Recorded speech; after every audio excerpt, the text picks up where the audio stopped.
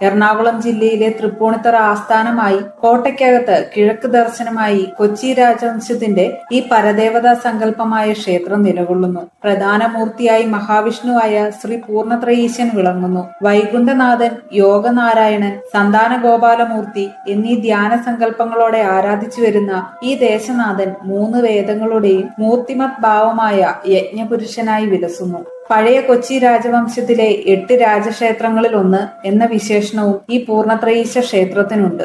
പൂർണ്ണം, ത്രയം, ഈശൻ എന്നീ 3 വാക്കുകളിൽ നിന്നാണ് പൂർണ്ണത്രയീശൻ എന്ന പേര് വന്നത്.